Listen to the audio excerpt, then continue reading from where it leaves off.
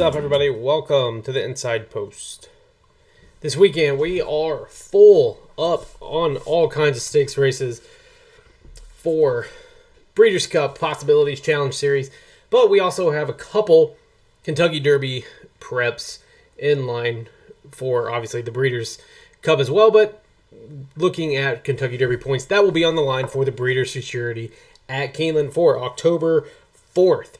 So we're going to take a deep dive into this field of 7. Look at each one of these horses. Got a little video to play of a really good horse in here. It's getting a lot of buzz early for a 2-year-old, but rightfully so. He's just looked phenomenal. Like I said, small field for Kentucky Derby points, but also kind of a punch ticket for the Breeders' Cup Juvenile as well, which is a little bit bigger on the points series. So we'll see which one of these 7 can run for the Breeders' Futurity. We also have the American Pharoah and I believe the Champagne to be ran this weekend as well. This one kind of caught our eye just because there's a big buzz horse in here right now. So as they line up, number 1 on the inside, we have Blackout Time, Christian Torres, Kenny McPeak, just a sneaky trainer in these types of races. 10-1, a really good price. He doesn't have his man Brian Hernandez aboard, unfortunately. So Torres will get the mount on Blackout Time. Winner at Ellis Park last time out. Maiden special weight, breaking the maiden there for this, not this time, colt. Looks to be one, if you look at the, I guess the pace setup, going to be from off the pace type runner. I don't see this one kind of going too quick or wanting to go quick. This is definitely one that's going to sit from off the pace and maybe could be a little bit of a late charger in here. Big field in his maiden, beat 12 other horses. Kind of, again, Brian Hernandez switching it up, going with Christian Torres, obviously off of the injury. So we'll see. Going a little bit further, going an extra mile. Could be a sneaky long shot play in here for sure that just has a really good race under his belt. Number 2, Big Dom. Irad Ortiz, Tom Amos, 4-1. Pretty decent price for horses who's probably going to be on the lead, who wants the lead. In here, very interesting. Good win on that debut. Saratoga, another maiden special weight in there, but at Saratoga, the competition just seems to be a little bit thicker. So a really good win for Big Dom in his last out. Like I said, wants to be on the lead, should do really well on this distance, somewhat going a little bit further, or, just kind of likes the distance in here added. So I think Big Dom can run yet again pretty big as, that number 2 choice in here. You get Irad, you get Tom Amos, so you don't really see that connection happen a lot. But, the Saratoga race, just the horse looked phenomenal.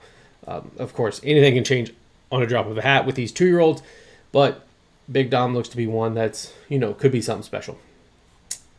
Number 3, not sure how to say this one, Dia Cassetta or Cassette, not sure, pretty sure, probably butchering it. 2 for 2 record coming into this one. Proud Man, last time out, listed stakes race. Going to be 20-1 in here for Patrick Biancone.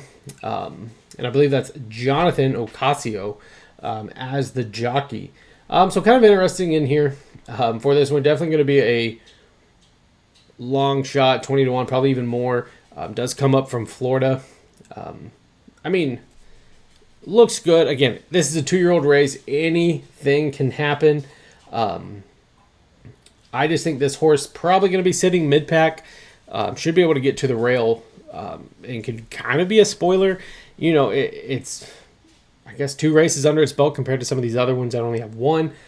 I just think the class of the field might be a little bit too much, and the pedigree alone, do the Matolis really want to go this distance? So we'll see. Probably one that's going to be left off some tickets. Number 4, Spice Runner. Yep, it's in the name. Gun Runner, son out of Gun Runner. Spiced Runner in here. Tyler Gaffling, Steve Asmussen. Brilliant in the Iroquois for sure. One that's going to be a deep-ass closer for sure. If we get a lot of speed on front, there's no need for this one to run. Just kind of what we expect from the gun runners. You know, we're going to see that little bit of closing type speed. Now, what is he able to do? He's improving. The pedigree is there. You know, the distance should be there. Everything is lining up for, yes, this horse should run really well. We're getting 12-1 on this one, which I feel like may have a little bit better of advantage than Blackout Time, another kind of long shot play. In here, if that's who you're going to use for your third, I think we could see some speed early. And, you know, they're going a mile and a 16th. Tyler Gaffleone with Steve Asmussen just kind of feels like a really good pick in here. You know, my biggest thing is, can he take another step forward? You know, he did pick up a grade 3 in the Iroquois last time out. I believe he's the only one outside of Ted Noffey that has a graded stakes win. Oh, Ewing has one as well. So I just think that one is kind of a really good test for him, and he showed. I just think 12-1, this could be a really good price in here for a 2-year-old runner that, you know, anything could be expected. Next, you got Litmus Test. Flevion Pratt, Bob Baffert shipping this one, I guess, to the East Coast for Keeneland's rider to the Midwest. One that's going to be mid-pack again, maybe a presser. In here, comes out of the Del Mar Futurity and was beat out, kind of I don't know if you would say a disappointing fourth, just really didn't have much in the Futurity there, was beat out by Brant, another Bob Baffert horse, which was Flevion Pratt was on as well. So he just can't hang with the West Coast contingents, maybe. So they're trying to ship him into Keeneland to see if they can get some points, or maybe get that bid for the Breeders' Cup Juvenile. I don't know. The pedigree looks there. You know, you have the Nyquist. It's just what happened in the Del Mar Futurity. Did he just falter? Did he fall apart? I mean, it's kind of tough to understand just because, you know, we're looking at 2-year-olds. They are so young, so unseasoned. I mean, he was beat out by every other horse that was pretty much better odds. I mean, Brant was 1-1 even money that day. So obviously, rightfully so, the betting had it right. It's just he's coming in here 8-1. There's not much buzz right now on the horse, obviously. He's going to have to pick up a lot, especially just kind of a disappointing in that Del Mar. And obviously, if he's coming here, maybe he's the weaker contingent of that West Coast Fury that is usually in the Baffert barn. Number 6, Ted Noffey. I'm going to sit outside here. Another one that's going to be off the pace. Again, probably going to sit a little bit wide and make that big swinging move into the final. Love that we get Johnny Velasquez aboard, Todd Pletcher. 4-5 on this horse. Just incredible that we're getting 4-5 on a 2-year-old in a big stakes race, a grade 1 stakes race. I believe this could be his second start, maybe third start. He does come out of the hopeful. So yes, third start. Broke his maiden going 6.5. Saratoga 106, speeded figure in there and just blew them out of the water in the hopeful. I don't know if he really beat out much in there. It was just super fast and super impressive. But he went 7 furlongs. So is Ted Noffey gonna want this mile and 16th? That's going to be the big question. Like I said, he's going to sit outside off the pace a little bit and probably be a little wide, 2 or 3 wide, depending on how they line up outside of him. I mean, obviously, if you look at the odds, it's his race to lose. Let's check this video out of his last race in this hopeful and kind of just, you know, really see what he's about and what he's able to do. Hopeful, and Ted Noffey broke very alertly, and so too Soldier and Diplomat, and he's up to take the lead. I'm just looking at him in that 8, probably going to get a similar trip. He's going to sit outside the pace, as you can see in kind of like the pink silks, pink cap on the outside. Was off slowly, and is 10 lengths off Soldier and Diplomat, who rattles off an opening quarter in 23 seconds flat. Easy lead for Soldier and Diplomat. Ted Noffey is in second, Flying Hawaiian third. Curtain call, trying to get off the rail. He's currently held Again, probably going to see another setup like this. He's going to make that move into the turn, coming out of the turn for sure. He does have butane on his far outside, even giving him a little bit pressure, but you could tell, these horses are super green still. Trying to, his head's just kind of a little bit weird coming out of the turn, and then here he goes pretty much. So, rightfully so, he's going to look pretty similar and just kind of puts all these other horses away. As you can see, kind of just starts pulling away. So the added distance, maybe is going to help him in here. But we'll see, since he's kind of went short. What's the extra mile and 16th going to do with him out of that? I believe he got 8 links on those other horses. So, rightfully so, you see why he's 4-5. Just was able to stomp past pretty much the butane horse. I think was the other one that was in there that was really good.